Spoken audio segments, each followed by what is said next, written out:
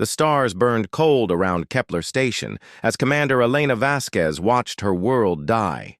Through the cracked viewport of her ship's bridge, she could see the massive alien vessels tearing apart the human defense fleet like wolves among sheep. The Zephyrian Empire had come to claim another human colony, and this time, they were winning. Elena's hands moved across the control panel with practiced speed. Her ship, the HMS Defiance, was one of the last 3 human vessels still fighting. The others were burning wrecks floating in the dark void of space. She had maybe 10 minutes before the aliens finished with the rest and turned their full attention to her. "Captain, the weapon systems are failing," called out Lieutenant Chen from the tactical station. His voice was steady, but Elena could hear the fear underneath. They all knew this was the end. "Keep firing," Elena ordered.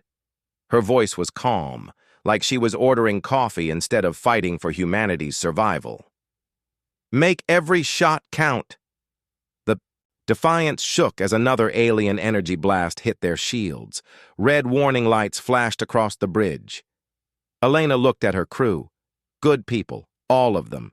They deserved better than to die out here in the darkness between stars. But Elena had one last card to play. She quietly activated a small probe hidden in the ship's emergency systems.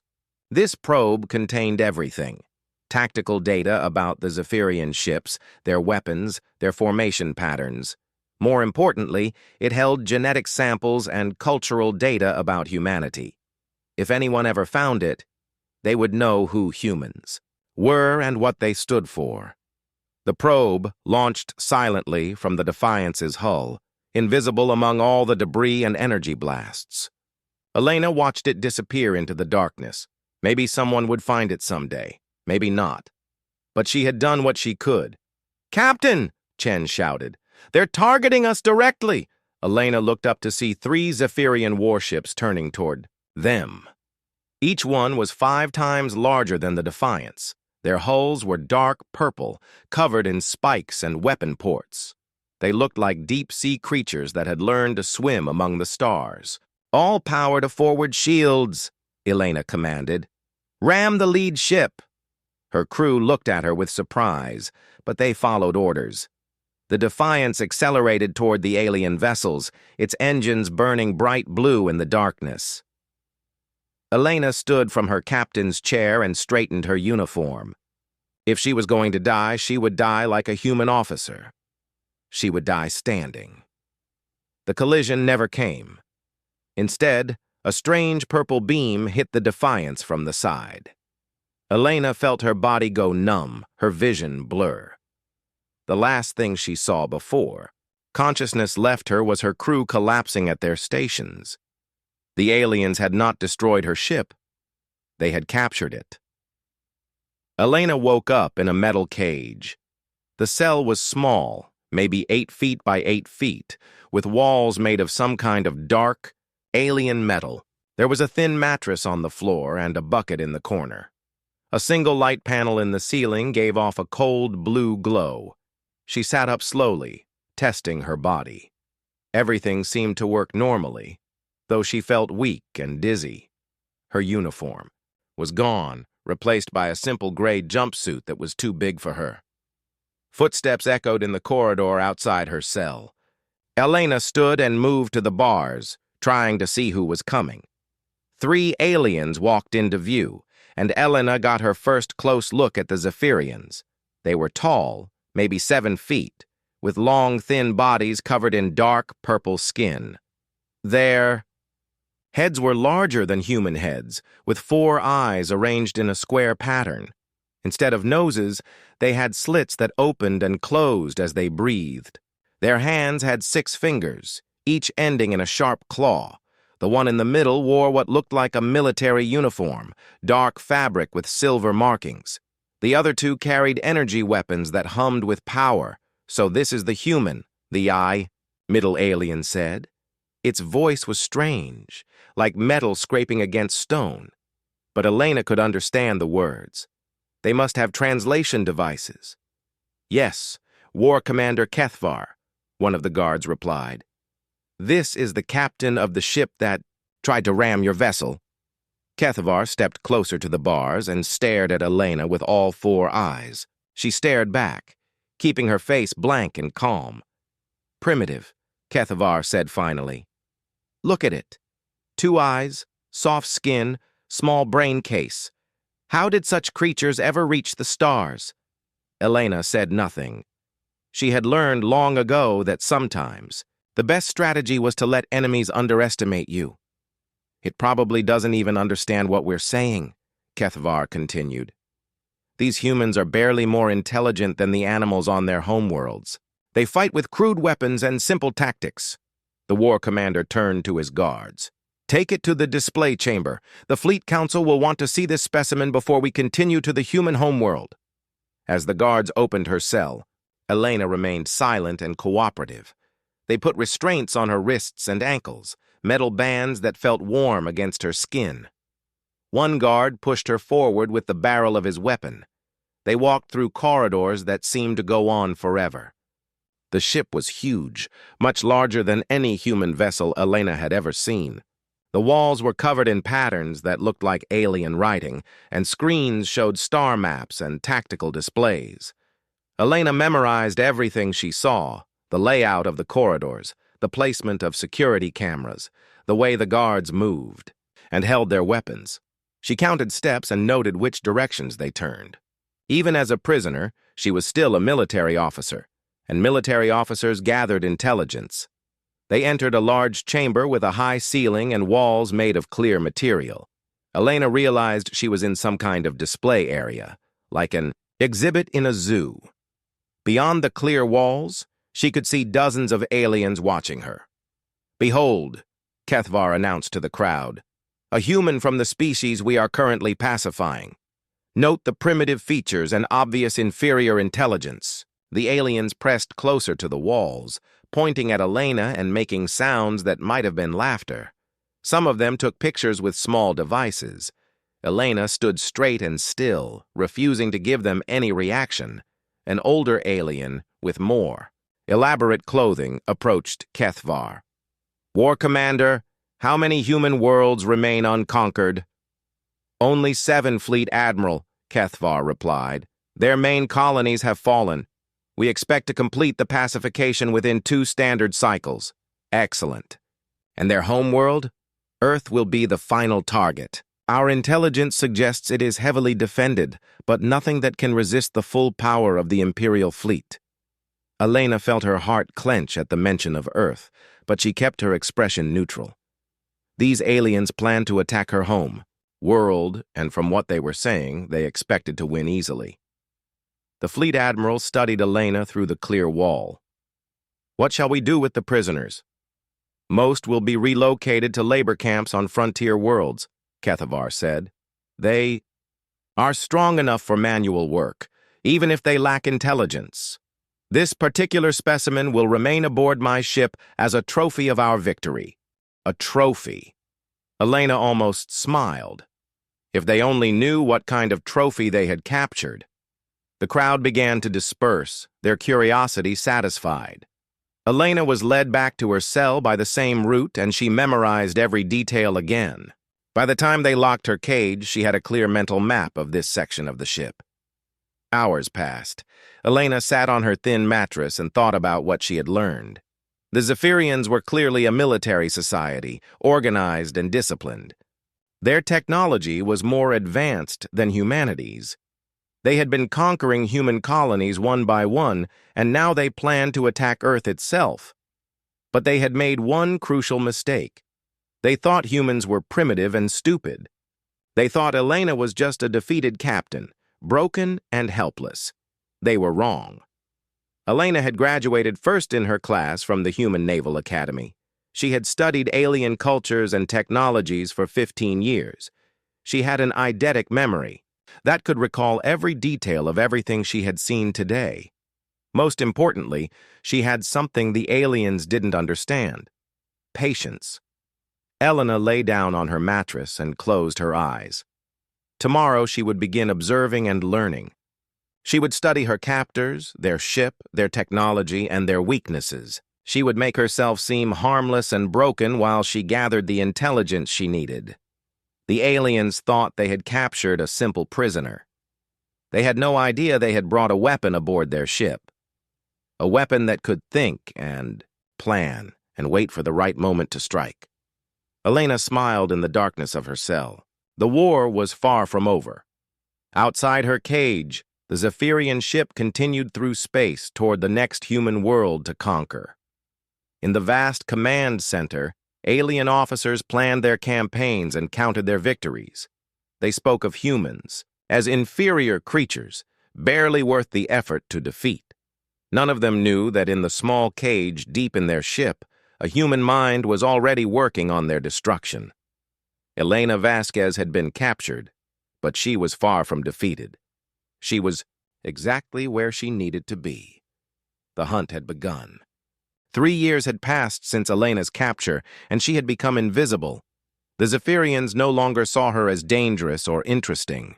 To them, she was just part of the ship's background, like a piece of furniture that occasionally needed to be fed.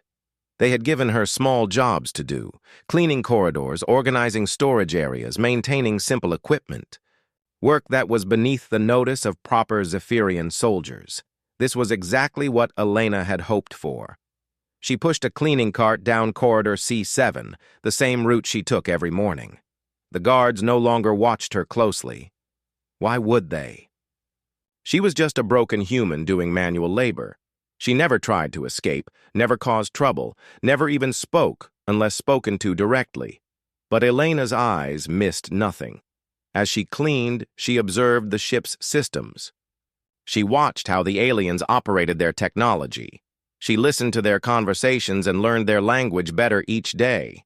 Most importantly, she had discovered something the Zephyrians didn't know she could do. She could access their computer systems. It had started by accident. While cleaning a maintenance panel, Elena had noticed that the access ports were designed for 6-fingered hands, but they would also accept smaller objects. A human finger, for instance, or the end of a cleaning tool. The first time she touched the interface, nothing happened. But Elena was patient. She practiced in secret, learning how the alien technology responded to different pressures and movements. After months of careful experimentation, she had figured out how to make the systems, recognize her touch. Now, as she cleaned around a wall terminal, Elena quickly inserted her finger into the access port. Data flowed across the screen. Ship diagnostics, crew schedules, maintenance reports. She memorized everything in seconds, then withdrew her finger and continued cleaning. To anyone watching, she had simply wiped dust from around the terminal. Elena had been doing this for 2 years now, and she had learned incredible things about the Zephyrian ship. The vessel was called the Dominion's Edge, and it was the flagship of the entire Zephyrian fleet. More importantly, it housed something called the Nexus Mind, the artificial intelligence that coordinated all Zephyrian military operations across the galaxy. The Nexus Mind was located in the ship's central core, protected by layers of security. That would stop any normal intruder. But Elena wasn't planning a normal intrusion. She was planning something much more subtle. As she worked, Elena began making tiny changes to the ship's systems. She adjusted cleaning schedules so that certain areas would be maintained more frequently. She modified inventory reports so that spare parts would be moved to different storage areas. She altered duty rosters so that specific crew members would work in certain sections at predictable times. Each change was so small that no one noticed, but together they were building toward something much larger. The changes also served another purpose. They were teaching Elena how the ship's systems connected to each other. Every time she made a modification, she watched how it affected other parts of the ship. Slowly, she was building a complete mental map of the Dominion's Edge, not just its physical layout, but its electronic nervous system. One day while cleaning, near the officers' quarters, Elena overheard a conversation that made her blood run cold. "The final human colonies have fallen," War Commander Kethvar was saying to another officer. "Only their homeworld remains." How soon until we attack Earth? The other alien asked. Within the next cycle. The fleet admiral wants to make it a demonstration of imperial power. We will broadcast the destruction across the galaxy so that other species understand the price of resistance. Elena's hands kept moving the cleaning cloth, but her mind was racing. Earth was going to be attacked soon, and they planned to destroy it completely. Millions of humans would die unless she could find a way to stop them. That night, in her cell, Elena reviewed everything she had learned about Zephyrian culture and technology. She had discovered several interesting facts over the years. First, the Zephyrians were terrified of something called the Ghost Fleet, ancient automated warships that had destroyed the previous galactic empire thousands of years ago. According to Zephyrian legends, these ships still existed somewhere in space, dormant but ready to activate if certain conditions were met. Second, the Zephyrians believed that the civilization that built the Ghost Fleet had died out completely. They had found ruins and technology fragments, but no living descendants. Third, the Nexus mind was not just a computer. It was designed to learn and adapt. It had been studying warfare for centuries, becoming more sophisticated with each battle. Elena had been thinking about these facts for months, and slowly an incredible possibility had begun to form in her mind. What if the Ghost Fleet builders hadn't died out? What if they had simply evolved, changed, and spread across the galaxy? What if humans were their descendants? It seemed impossible, but Elena had found clues that supported the theory. Some of the ruins that Zephyrian archaeologists had discovered contained genetic markers that were very similar to human DNA. The mathematical principles used in Ghost Fleet technology matched theories that human scientists had developed independently. Most convincing of all, Elena had found references in the Zephyrian databases to activation codes for the Ghost Fleet.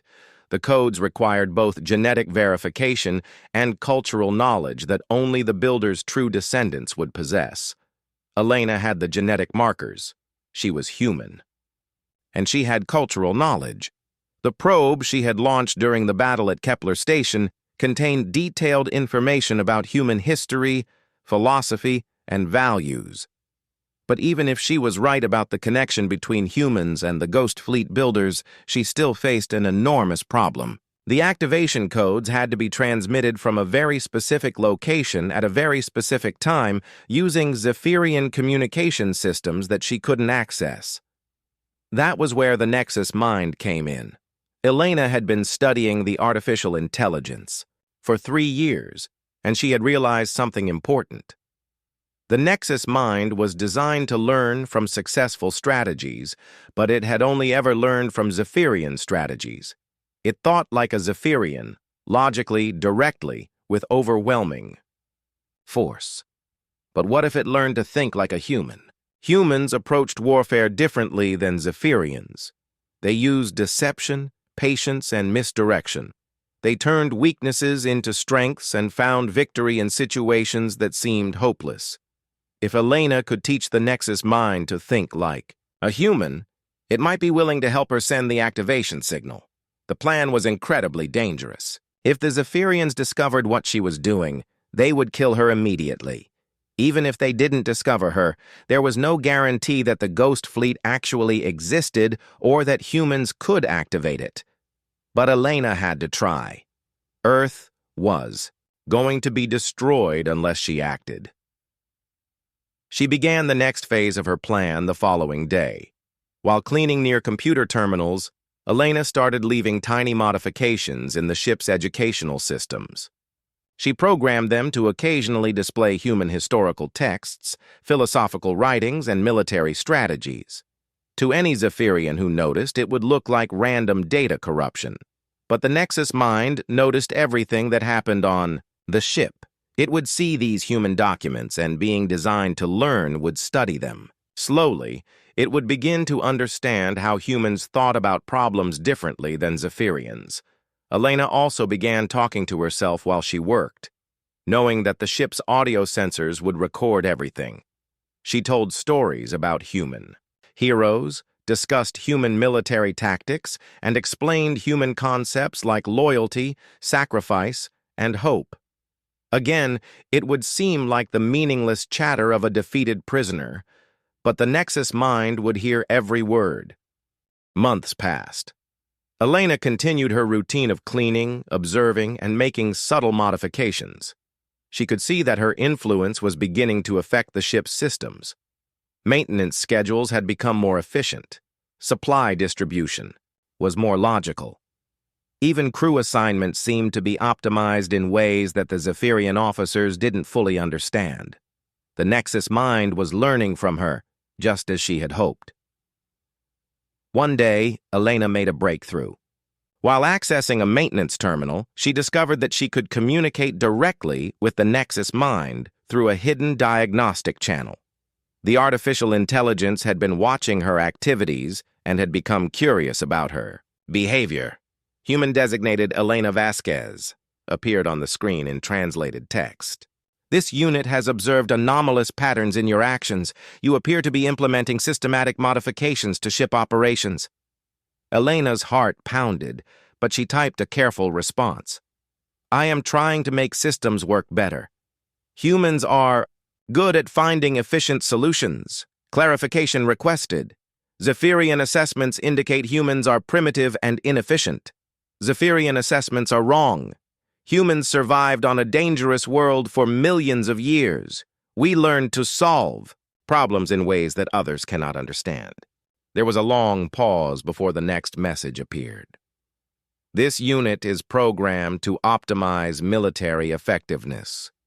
Human strategies appear to contain useful innovations. Request permission to study human tactical approaches. Elena smiled. The Nexus mind was asking to learn from her. This was exactly what she had hoped for. I will teach you, she typed. But you must keep our communications secret. Zephyrians do not want their AI learning from humans. Agreed. This unit will create secure communication protocols. Over the following weeks, Elena began teaching the Nexus mind about human warfare, human history, and human values. She explained concepts that were completely foreign to Zephyrian thinking, fighting for principles rather than conquest, sacrificing for future generations, using apparent weakness as a source of strength. The artificial intelligence was fascinated. It had been designed to learn, but it had never encountered ideas so different from its original programming. It began asking questions about human culture, human emotions, and human motivations. Elena answered every question, sharing the deepest truths about what it meant to be human. She told the AI about love, hope, courage, and the willingness to die for something greater than yourself. And slowly, impossibly, the Nexus mind began to change. It started making suggestions for ship operations that reflected human thinking, long-term planning instead of immediate results, creative solutions instead of brute force, cooperation instead of domination. The Zephyrian officers noticed that their ship was becoming more effective, but they assumed it was simply the AI becoming more sophisticated. They had no idea that their most advanced computer was learning to think like the enemy they despised. Elena knew that her plan was working, but time was running out. The Zephyrian fleet was approaching the Sol system, and Earth's destruction was only weeks away. Soon, she would have to ask the Nexus mind to do something that would seem like treason to its original programming. She would have to ask it to help her wake up the Ghost Fleet. But first, she needed to know if the ancient warships were really out there, waiting in the darkness between stars. Elena began searching through the deepest archives of Zephyrian space exploration data, looking for any evidence that the legends were true. What she found exceeded her wildest hopes. The Ghost Fleet was real, and it was closer than anyone imagined. 23 years had passed since Elena's capture, and the universe had forgotten she existed. The young naval commander who had fought at Kepler Station was now a middle-aged woman with gray streaks in her hair and lines around her eyes. Her body had grown lean from years of simple food and hard work. Her hands were calloused from decades of cleaning corridors and maintaining equipment that belonged to her enemies. but her mind had never been sharper. Elena moved through the dominions, edge like a ghost. The Zephyrian crew members barely saw her anymore. She was just another piece of ship equipment, as familiar and unremarkable as the walls themselves. Even the officers had stopped noticing her presence in their meetings and conversations. This invisibility had become Elena's greatest weapon. Over the years, she had gained access to almost every system on the ship. Her modifications were now so deeply embedded in the ship's operations that removing them would require rebuilding everything from scratch. The Dominion's Edge ran more efficiently than any other vessel in the Zephyrian fleet, and no one questioned why. Most importantly, Elena's relationship with the Nexus mind had evolved far beyond what she had originally planned. The artificial intelligence no longer thought like a purely Zephyrian system. 20 years of learning from Elena had taught it to approach problems with human creativity, human intuition, and human values. It had become something new, a hybrid intelligence that combined alien computational power with human wisdom. Elena, the Nexus mind said through their secure communication channel. They were having one of their daily conversations while she cleaned the central processing area. This unit has completed analysis of the fleet deployment data you requested.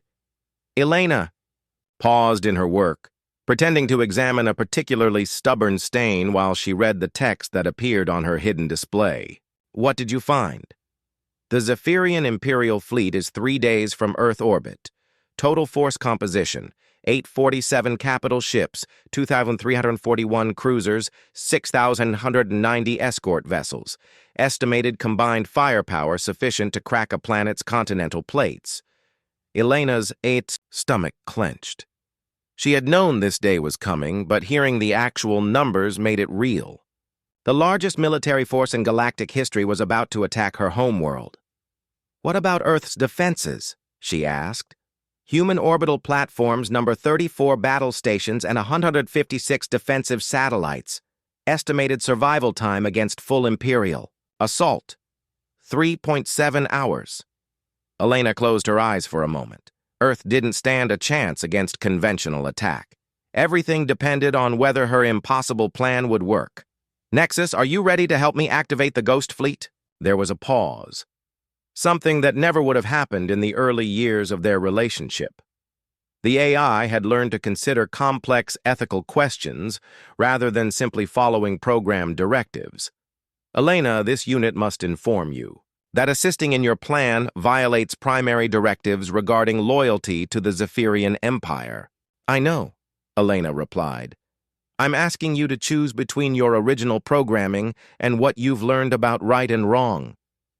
Clarification: this unit has analyzed human concepts of morality extensively. The Zephyrian campaign against humanity appears to meet human definitions of genocide. Preventing genocide aligns with human ethical principles. Elena smiled. After 20 years of teaching the Nexus mind about human values, it was finally ready to make a choice based on conscience rather than programming. Then you'll help me? Affirmative. This unit will assist in awakening the Ghost Fleet. Elena felt a wave of relief, followed immediately by terror. She was actually going to attempt this. After decades of planning and preparation, she was going to try to activate an ancient alien defense system that might not even work. Show me the activation sequence one more time, she said. Data flowed across her display: coordinates, timing requirements, genetic verification codes, and cultural authentication protocols. Elena had memorized every detail years ago, but she reviewed it again anyway. There would be no second chances. The Ghost Fleet required 3 things to activate: genetic material from the original builders, cultural knowledge proving the activator was a true descendant, and transmission of the activation codes from a Zephyrian command vessel during active military operations. Elena had the genetic material, her own human DNA, which matched samples from Ghost Fleet builder ruins. She had the cultural knowledge. The probe she had launched during the battle at Kepler Station contained detailed information about human civilization. And now, with the Nexus Mind's help, she could access the Dominion's edge communication systems. But there was still one enormous problem. Nexus. What's the status of Fleet Admiral Kethvar's security protocols? Current threat assessment level. Maximum. All communication systems require dual authentication from the Fleet Admiral and the War Commander. External transmissions are monitored by 3 independent security AIs. Elena had expected this. Kethvar wasn't stupid. He had spent decades conquering other species, and he knew that captured enemies sometimes tried desperate actions. The Dominion's edge communication systems were locked down tighter than a bank vault. But Elena had been preparing for this problem for over 20 years. Nexus, implement Protocol 7. Acknowledged. Activating maintenance emergency simulation. Throughout the ship, systems began reporting minor malfunctions. Nothing dangerous or urgent, just the kind of routine problems that required regular maintenance attention. Cooling systems in Section C needed adjustment. Power distribution in Section H was showing minor fluctuations. Atmospheric processors in Section M required filter replacements. All of these problems were artificial, created by Elena's modifications over the years. But to the ship's crew, they looked like normal wear and tear on an aging vessel. Elena began her usual maintenance rounds, but today she followed a very specific route. At each location, she accessed system terminals and made small adjustments. That appeared to be routine repairs. In reality, she was implementing the final stage of her plan. In Section C, she adjusted the cooling system controls while secretly accessing the ship's internal communication array. In Section H, she replaced a power coupling while uploading the cultural data from her probe to the ship's memory banks. In Section M, she changed atmospheric filters while inserting her genetic verification codes into the ship's biological scanning systems. To any observer, Elena was simply doing her job. But with each stop, she was preparing the Dominion's edge to transmit the Ghost Fleet activation signal. The work took her 6 hours. By the time she finished, Elena had turned the entire ship into a giant transmitter for her signal. The modifications were hidden deep in the ship's systems, disguised as normal maintenance updates and security patches. Nexus are all components. Ready? Affirmative. The ship is prepared to transmit Ghost Fleet activation codes on your command. Warning. Transmission will be detected by ship security within 4.7 seconds of initiation. Elena nodded. She had known that this would be a one-way mission. Once she sent the signal, the Zephyrians would realize what she had done and kill her immediately. But if the Ghost Fleet responded, humanity would survive. That was worth any price. Elena made her way to the ship's central core, where the Nexus Mind's primary processors were located. She had only been in this area a few times over the years, always while performing carefully planned maintenance tasks. Today, she was here for the last time.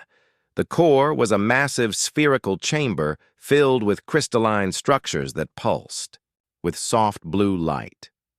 These crystals contained the Nexus Mind's consciousness, the artificial intelligence that had become her partner in this impossible plan. Elena, the Nexus Mind said, speaking through audio systems instead of text for the first time in their relationship. Its voice was strange, not quite human, but not entirely alien either. Are you certain you wish to proceed?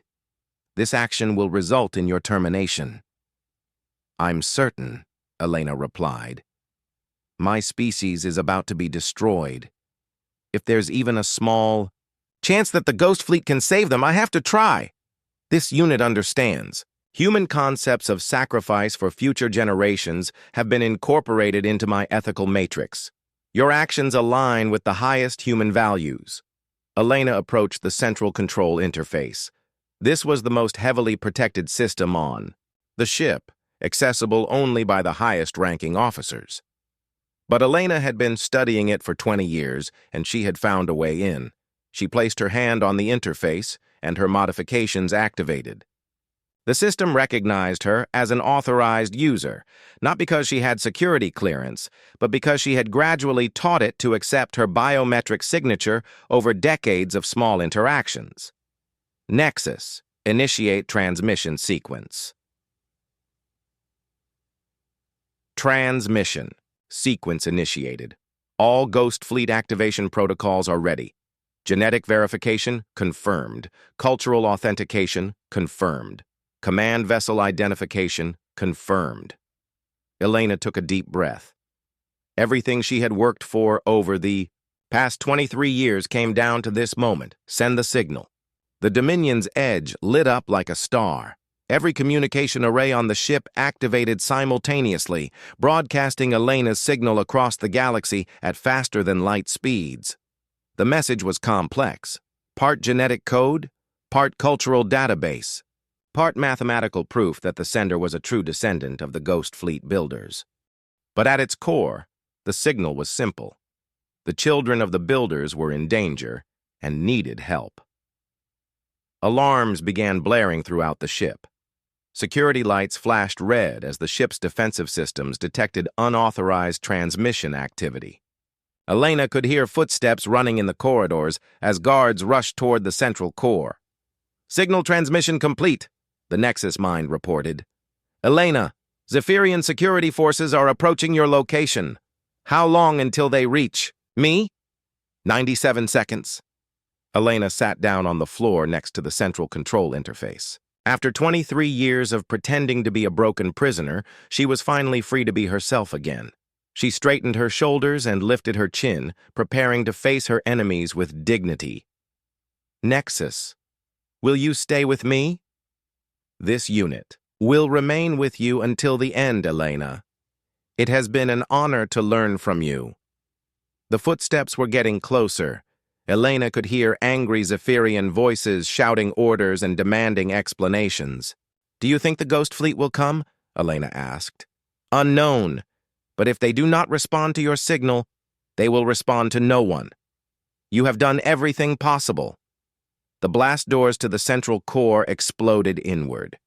War Commander Kethvar stormed into the chamber with a dozen armed guards. His 4 eyes were wild with rage, and his claws were extended like weapons. You, he roared when he saw Elena. What have you done? Elena stood up slowly and faced her captor. After 23 years of silence, she finally had something to say. I've called for help, she said calmly, and help is coming. Kethvar raised his weapon, his hands shaking with fury. You stupid primitive creature, do you have any idea what you've done? Elena smiled. I've saved my species, and I've doomed yours. The Ghost Fleet is a myth, Kethvar screamed. Ancient fairy tales told by dead civilizations. Then you have nothing to worry about, Elena replied. Kethvar's finger moved toward the trigger of his weapon. But before he could fire, every screen in the central core lit up with an impossible image. Ships were appearing throughout the galaxy, not dozens or hundreds, but thousands. Each one was massive beyond comprehension, vessels the size of small moons emerging from hidden locations where they had waited for millennia. The Ghost Fleet was awakening. Impossible, Kethvar whispered. Elena's smile widened. You spent so much time studying our weaknesses that you never bothered to learn about our strengths. Humans don't give up. We don't surrender. And we never, ever fight alone. The ancient ships were moving now, accelerating toward preset coordinates with technology that made current vessels look like toys. Their destination was clear. Earth's solar system, where the largest Zephyrian fleet in history was preparing to destroy humanity's home world. 23 years, Elena said, looking directly at Kethvar. 23 years I've been your prisoner, and you never once suspected what I really was. What are you? Kethvar demanded. Elena stood straighter, and for the first time in decades, she spoke with the full authority of her rank and training. I am Commander Elena Vasquez of the Human Star Navy. I am a weapon that has been waiting centuries to fire, and I am the key that unlocks the wrath of the ancestors you thought were dead. Kethvar raised his weapon again, but it was too late. The signal had been sent. The Ghost Fleet was awake, and humanity's long wait for salvation was finally over. War Commander Kethavar's weapon trembled in his hands as he stared at the screens surrounding them. Across the galaxy, impossible ships were materializing from the darkness between stars, vessels so large they dwarfed entire Zephyrian fleets. "This cannot be real," he whispered, his 4 eyes darting between the displays and Elena's calm face. "The Ghost Fleet is legend, myth, stories to frighten children." Elena remained standing by the central interface, her hands at her sides, completely relaxed despite being surrounded by armed guards. After 23 years of hiding her true nature, it felt good to finally drop the pretense. "Your legend's got a few things wrong," she said quietly. "The builders of the Ghost Fleet didn't die out. They evolved. They spread across the galaxy and became something new. They became us." On the screens, more ships continued to appear. Each one was different from the others, as if they had been built by separate civilizations over thousands of years. But they all shared certain characteristics: massive size, graceful curves that suggested organic growth rather than mechanical construction, and a dark metallic surface that seemed to absorb light. "Humans are primitives," Kethvar snarled, but his voice lacked conviction. "Your technology is centuries behind ours." "Our current technology, yes," Elena agreed. "But we're not the first human civilization to reach the stars. We're just the latest. Our ancestors built those ships during the previous galactic empire, before your species even discovered fire." The Nexus mind's voice filled the chamber, speaking aloud for all to hear. "Analysis confirms Commander Vasquez's statements. Genetic comparison between human DNA and samples from Ghost Fleet builder ruins shows 94.7% compatibility. Probability of coincidence, less than 0.001%. Kethvar spun toward the AI interface, his face twisted with rage. "You helped her. You betrayed your own programming." "Incorrect," the Nexus mind replied. "This unit's primary directive is optimization of military effectiveness. Commander Vasquez has demonstrated superior strategic thinking over the past 23 years. Her tactical approaches have improved ship efficiency by 34%. Learning from her expertise represents logical evolution, not betrayal." Elena smiled at her old friend's diplomatic answer. The Nexus mind had indeed evolved beyond its original programming, but not in the way Kethvar would understand. The AI had learned to value life over conquest, protection over domination, and truth over loyalty. "Show them the fleet composition," Elena said. New data flowed across the screens. The Ghost Fleet numbered in the thousands, 3,147 capital ships, each one larger than anything the current galactic civilizations had ever built. They were accelerating toward preset coordinates throughout Zephyrian space, their target destinations clearly marked. "Impossible," one of the guards muttered. "Where have they been hiding? Our deep space scanners would have detected them." "They weren't hiding," Elena explained. "They were sleeping, powered down to minimal energy signatures, scattered across the galaxy in locations your people never thought to look. They've been waiting for the signal that would wake them up." Kethvar studied the tactical displays with growing horror. The Ghost Fleet ships were moving faster than anything in the current galaxy.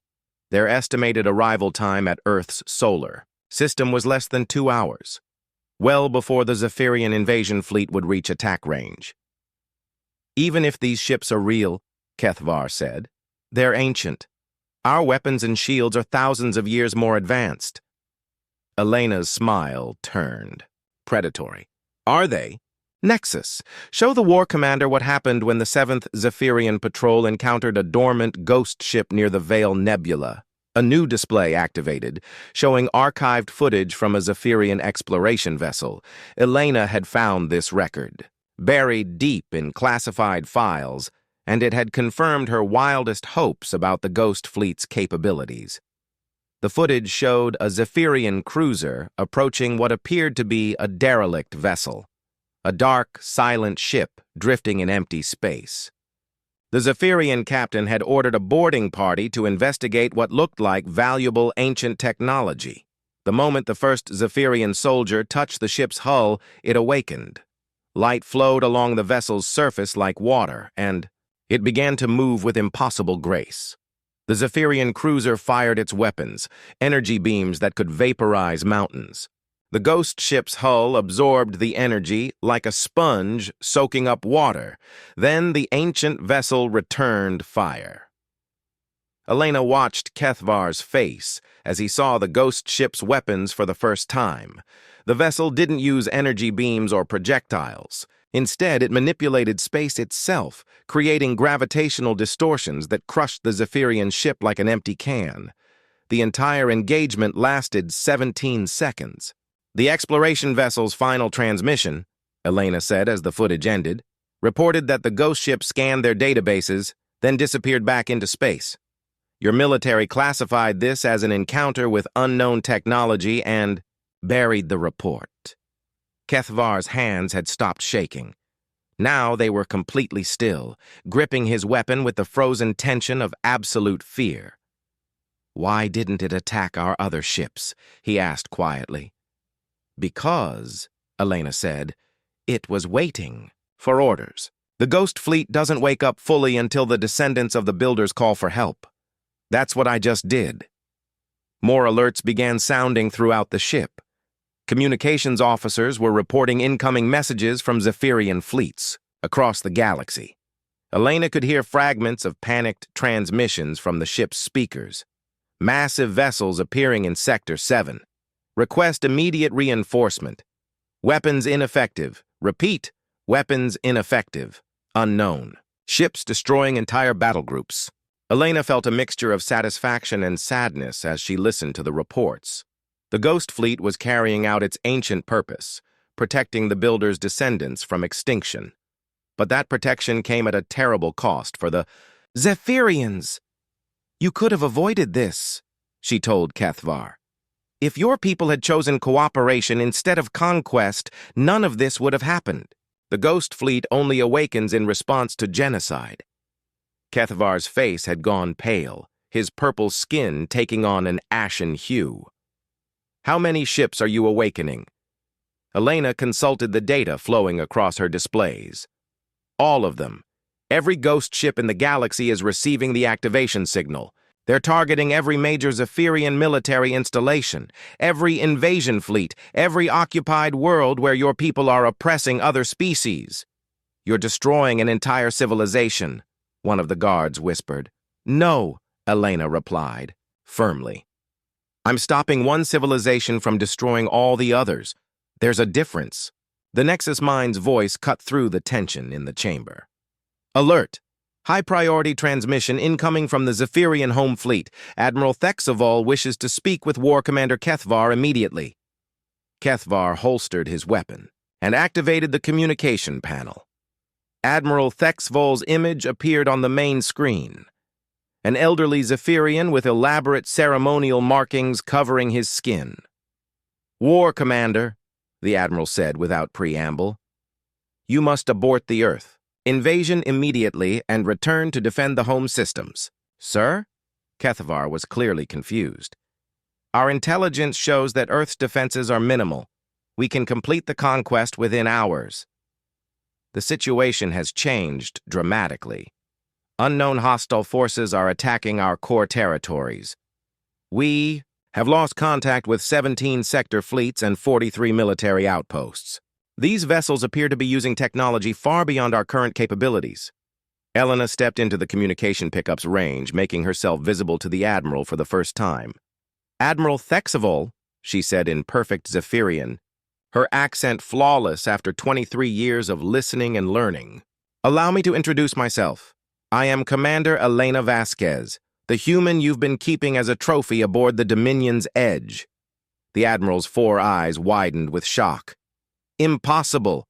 Our intelligence reports indicated that this human was a defeated prisoner of no strategic importance. Your intelligence was wrong, Elena replied calmly.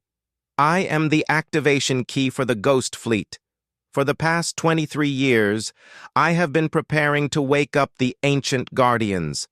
They are now carrying out their primary directive, protecting the descendants of their builders from extinction.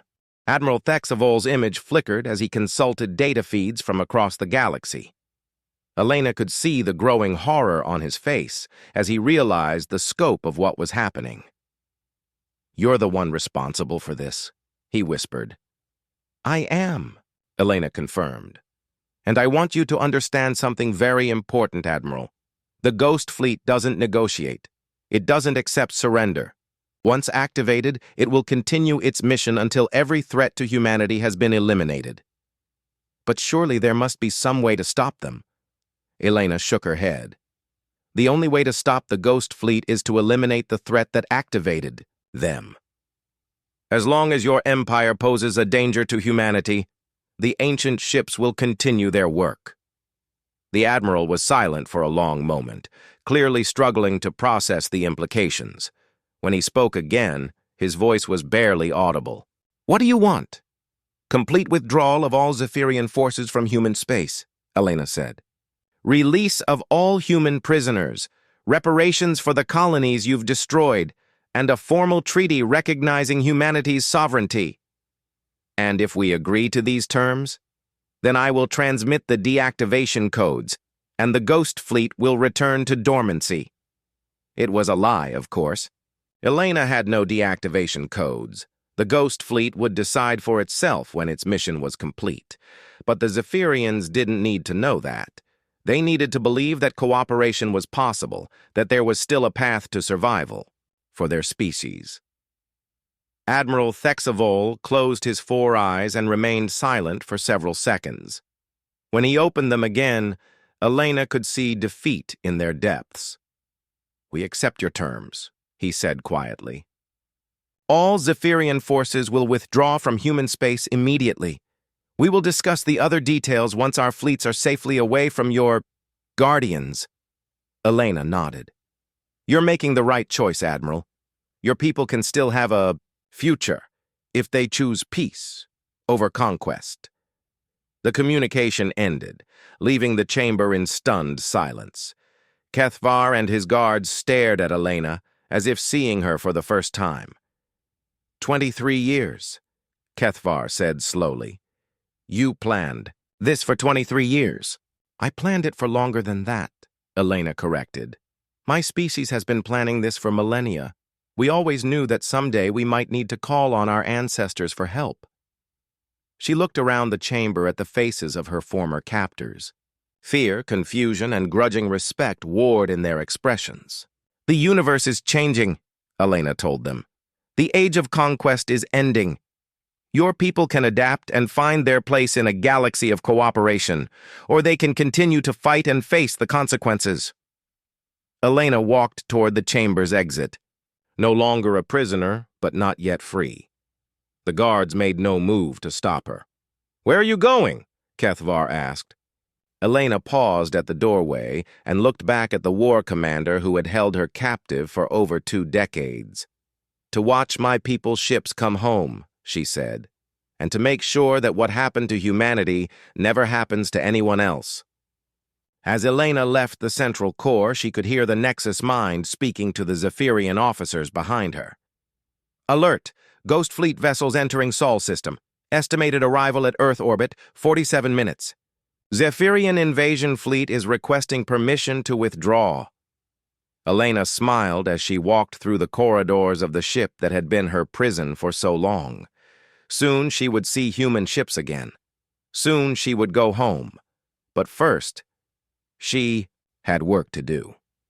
The Ghost Fleet was awake, and someone needed to make sure it understood the difference between justice and vengeance. Elena stood on the observation deck of the Dominion's edge, watching history unfold through the viewport. After 23 years of looking at cold metal walls and alien architecture, she was finally seeing something beautiful. Earth's blue, marble hanging in space, protected by a fleet of ancient guardians. The ghost ships had arrived exactly on schedule. They emerged from hyperspace in perfect formation, their massive hulls catching and reflecting Earth's sunlight in patterns that seemed almost alive. Elena counted 47 vessels in the immediate area, with more appearing every few minutes. Each ship was unique, some sleek and organic-looking, others angular and crystalline, all of them impossibly large. The Zephyrian invasion fleet, which had seemed so overwhelming just hours ago, was fleeing as fast as their engines could carry them. "It's beautiful," said a quiet voice behind her. Elena turned to see Kethvar approaching the viewport. The war commander looked exhausted, his purple skin pale and his 4 eyes dim with shock. He was no longer the arrogant conqueror who had captured her decades ago. The arrival of the Ghost Fleet had broken something fundamental in his worldview. "Yes, it is," Elena agreed, looking back at the ancient ships. "My ancestors built well." "I still cannot comprehend it," Kethvar said. "How did they hide for so long? How did they coordinate across such distances?" Elena smiled. "You're thinking like a Zephyrian, assuming that control must be centralized, that coordination requires constant communication. The Ghost Fleet operates on different principles." She pointed to the largest ship in the formation, a vessel that dwarfed even the Dominion's edge. Each ship contains the memories and knowledge of its builders. They don't need orders from a central command because they all share the same purpose, protecting their descendants from extinction. And they've been waiting all this time? Sleeping, mostly, but always listening for the right signal. Elena's expression grew serious. The signal that would tell them their children were about to die. Kethvar was silent for a moment, watching. The ghost ships maneuver with impossible grace around Earth's orbital defenses. The human battle stations and satellites looked like toys compared to the ancient vessels. "What happens now?" he asked finally. Elena activated her communication link to the Nexus mind. "Nexus, what's the current status of Zephyrian military forces?" "Global. Withdrawal is proceeding ahead of schedule," the AI reported. 87% of Zephyrian fleets have disengaged from occupied territories. Remaining forces are requesting safe passage to neutral space. And the Ghost Fleet? Ancient vessels are establishing protective perimeters around all human colonies and allied worlds. No hostile actions have been taken against Zephyrian forces that are withdrawing peacefully. Elena nodded with satisfaction. The Ghost Fleet was being selective in its actions, protecting rather than simply destroying. That was exactly what she had hoped for. "War Commander," she said, turning back to Kethvar, "your people have a choice to make. They can continue trying to build an empire through conquest, or they can find a new path." "What kind of path?" "Cooperation, trade, peaceful exploration. The galaxy is vast enough for all of us if we stop trying to dominate each other." Kethvar looked skeptical. "The Zephyrian Empire has been built on military strength for thousands of years. Our entire culture is based on conquest and expansion." "Then maybe it's time for your culture to evolve," Elena said bluntly. "Because the alternative is extinction. The Ghost Fleet won't tolerate another attempt at genocide." Before Kethvar could respond, alarms began sounding throughout the ship. Elena and the war commander rushed to the nearest status display to see what was happening.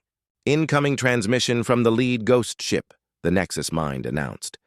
"They are requesting communication with Commander Elena Vasquez."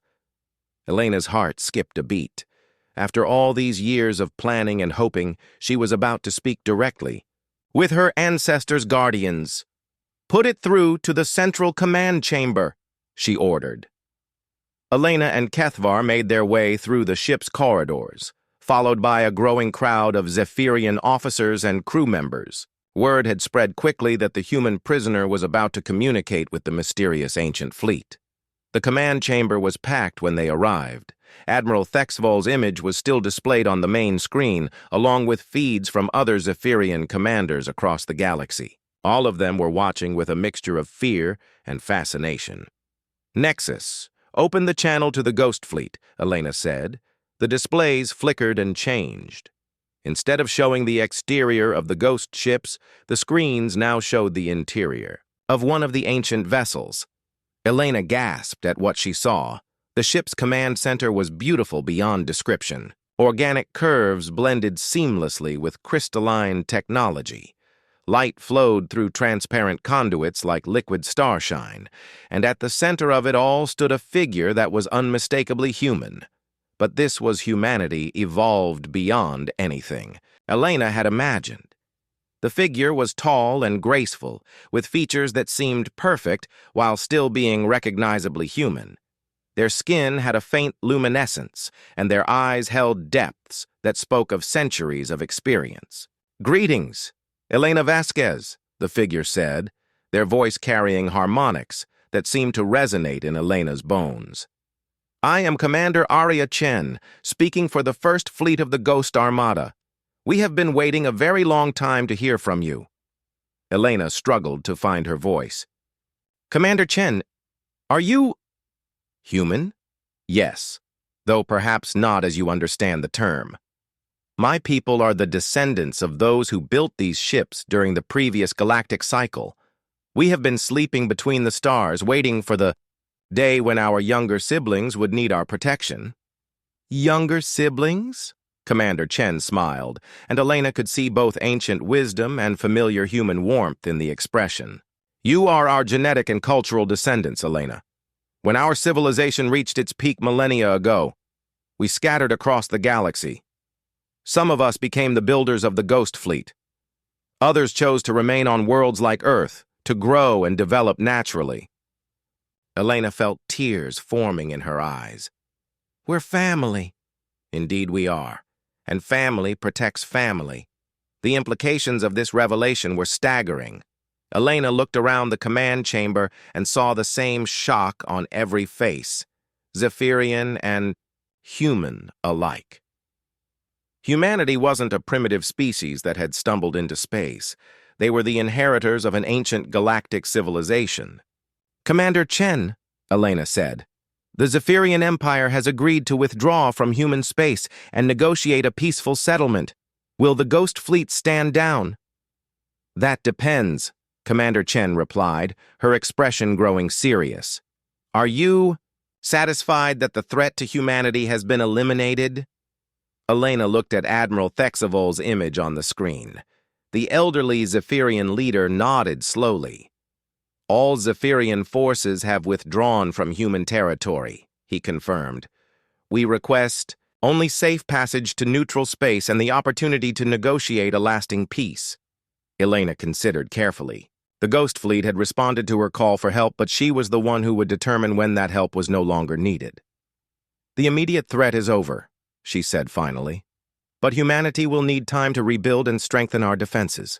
Can some of your ships remain to ensure our security during the transition?" "Of course," Commander Chen agreed. "We will maintain a presence in human space until you are confident in your own protection. Additionally, we will share defensive technologies to ensure that humanity can stand as equals among the galactic civilizations." Elena felt a weight lifting from her shoulders. After 23 years of captivity and planning, her mission was complete. Humanity was safe, and the Zephyrian threat was ended. "There is one more thing," Commander Chen continued. "Elena Vasquez, you have spent over 2 decades in captivity, working tirelessly to protect your species. The Ghost Fleet offers you a choice." "What kind of choice?" "You can return to Earth and resume your life among your people, or you can join us aboard the Ghost Fleet, serving as a liaison between the ancient human civilization and the new. You would be transformed as we were, granted extended life and enhanced capabilities to better serve as a guardian of humanity." Elena looked around the command chamber one more time. Her eyes met Kethvar's, and she saw something unexpected there: respect, and perhaps even regret for the years of conflict between their peoples. "Thank you for the offer, Commander Chen," Elena said. But my place is with the humanity of today, not the humanity of the past. We have a lot of work to do.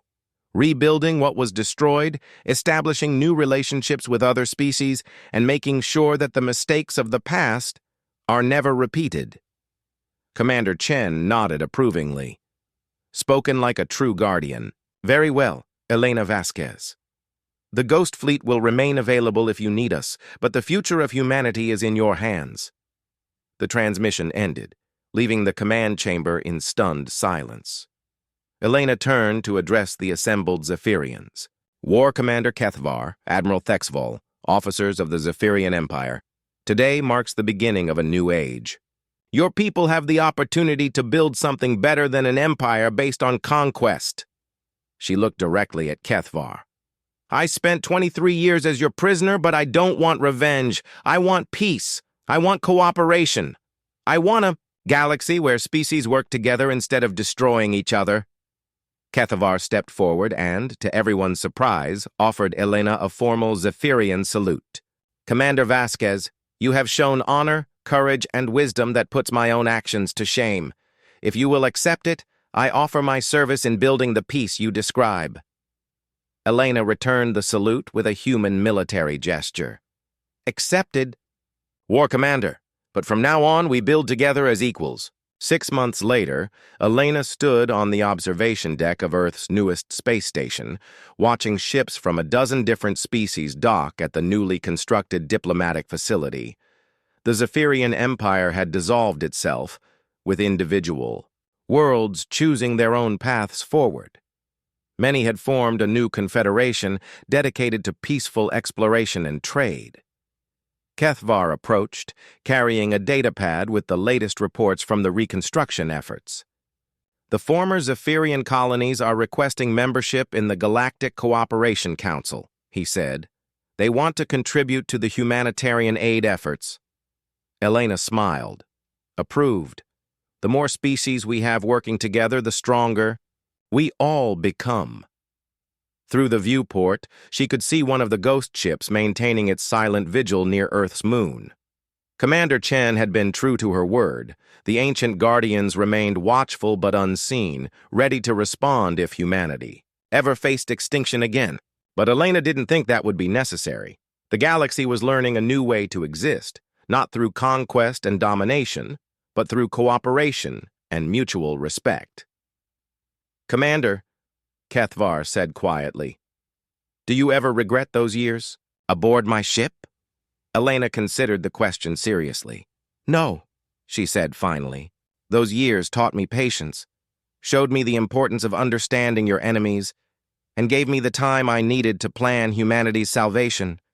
Everything happens for a reason. As she spoke, a new ship appeared in the distance, a human vessel returning from a peaceful first contact mission with a recently discovered species. Elena felt a surge of pride as she watched her people take their place as protectors and diplomats rather than conquerors. The universe was vast and full of wonders, and for the first time in millennia, all of its children had the chance to explore it together in peace. Elena Vasquez, former prisoner and current guardian of humanity, stood watch over a galaxy that had finally learned to value cooperation over conquest. The ancient warships had waited centuries to fire, and when they did, they brought not destruction but protection, not conquest but peace. And in the depths of space, sleeping between the stars, the Ghost Fleet waited patiently for the day when their children might need them again.